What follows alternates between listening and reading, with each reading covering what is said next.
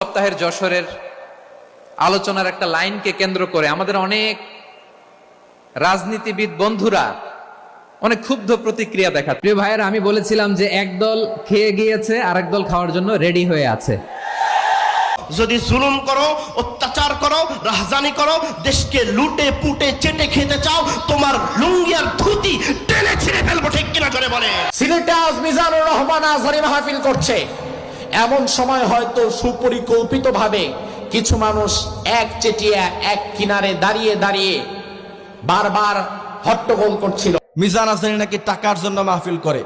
মিজানুর রহমান আজহারিকে আদ্দিন ফাউন্ডেশনে কত টাকা দিয়েছে আমার থেকে শোনেন। আসসালামু আলাইকুম, আমি আপনাদের কাছে দেখাবো এবার ভুল বক্তব্য দিয়ে ফেসে গেলেন মিজানুর রহমান আজহারি হুজুর, যা আপনারা দেখলে অবাক হয়ে যাবেন।